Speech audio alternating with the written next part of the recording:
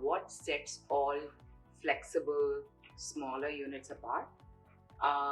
There's one thing that I love about education today is that it's stackable, and that's really one good thing that's there in and courses as well. And we try and make it that way, right? It's stackable and it's flexible. Let me give you a little bit of insight on the flexibility. I have taught 4 batches over here, and with each batch, the curriculum has changed a little bit.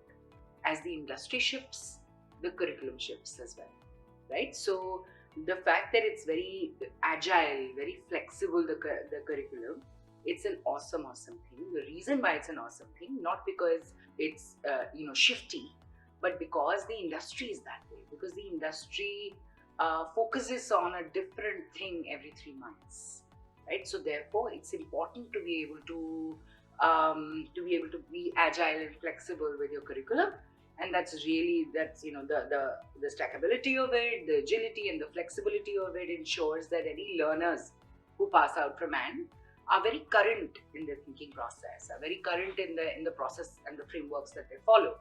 So that's really what I like about and learning and learners. Yes. I've now been working for 20 to 23 years, right? When I started in the design industry, I started with the design of films. I started with the design of TV content, and then I went on to the internet. I started at a time when there was no internet, right? So the internet came about, and I joined the internet, and digital design became a thing. And that's when user experience really came up as a field of study.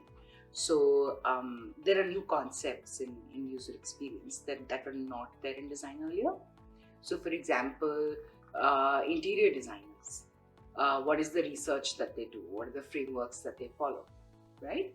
Or any other kind of designers that you look at. But when you look at digital design, when you look at digital product design, digital experience design, right? One good thing about that is that we're following frameworks which allow us to get more respect for the designs that we do. We have more reasons to say this line should be 4 pixels or one pixel, which we did not earlier. Earlier, we were dependent on clients who would look at our designs and who would say, "Maza nahi aaya." And you could not decipher "maza nahi aaya." You could not decipher it, right? So it was very difficult. I call that swimming against the current, where people did not have enough respect for either design itself or even the process of design. Even when user experience came out as a thing in the market, it took us years to understand the research was superbly important.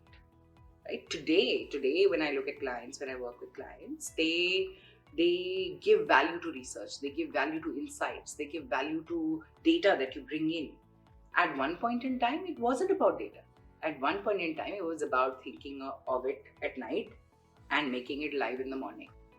That's what it was about, right? So, through that entire process of maturity that we followed, one thing is that clients, product companies, brands, startups, they're now beginning to value what design brings in terms of the data drivenness of it all, in terms of the logical reasoning as well as the art. Design was always about art earlier, and now it's a science. So that's a really great thing.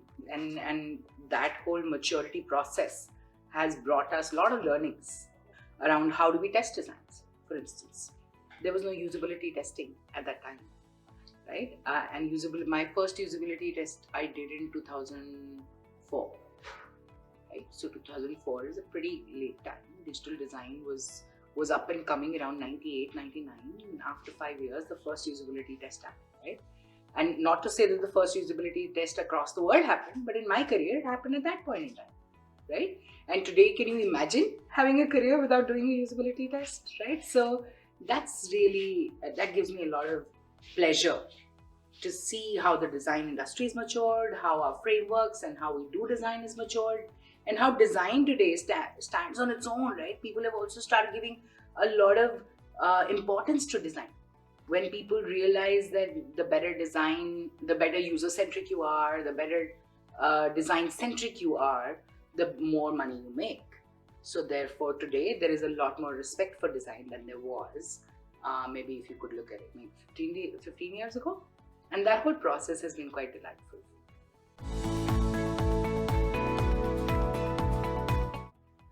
See, one of the biggest things, we're designers.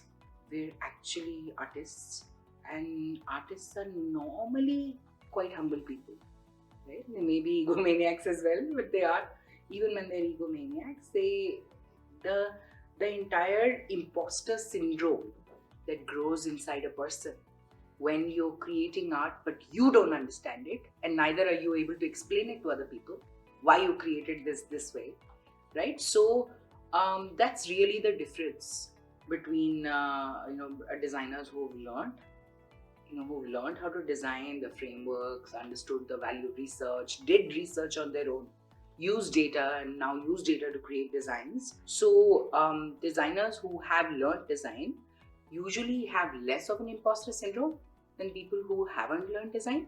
That's one really big thing from a self point of view. And from a teacher or a recruiter point of view, the fact that design is a science today, right? And it's not just art.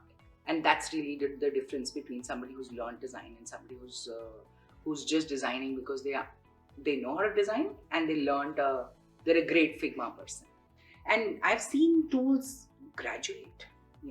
I started working on Photoshop 3.0, and now what is it? Photoshop, I don't know, they don't even have a number anymore, right? So the fact that the tools have come such a long way, and now we're on Figma, and 3 years ago we were on Envision, and 4-5 years ago from that we were on Balsamic and Azure, and before that we were on Dreamweaver, and things like that. So tools come and go, but design as a craft stays, and the better craftsman you are, the better designer you're likely to be.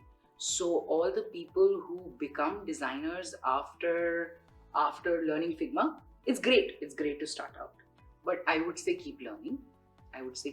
Keep absorbing the science of design. I wouldn't say that it's absolutely necessary for somebody to do a design course, but at the end of the day, it does allow you to go through that entire process of learning in a very short time, and it allows you to add value to your career.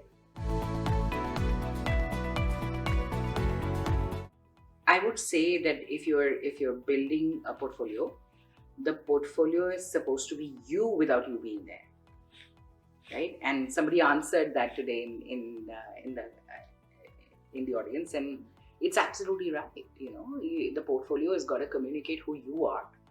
The breadth of you, the depth of you, the specializations, the achievements, all of it. It's got to combine. It's got to communicate who you are as a person, right? So let's say if it's an Illustrators portfolio that I'm looking at, I'd love to see illustrations throughout the portfolio, not just in the work, in the project, right? I'd love to see little pop-ups. I'd love to see little things that they do just because they love illustration, right? So that whole passion piece, it comes out so well in a portfolio if you do it that way, if you do it to represent who you are and you have fun with it, right? So that's one big thing. And then there's of course the whole piece around structuring your portfolio, about having the way it was being talked about today, enough depth in a portfolio, superbly important. It is also important to have breadth in a portfolio, right? But the depth of you should be apparent to a person who's actually looking at the portfolio, right? And anybody who wants to see extra stuff, let's say you've gone for a second round of interviews and people want to find out whether you're great as an illustrator, but are you a motion graphic designer also? They can find out from your portfolio itself, right? So those are things that you should take care of when you're creating your portfolio. But most of all, the person who's looking at the portfolio should be able to know who this person is, right? What are their strengths? What can I rely on? And what are their accomplishments? So really important there.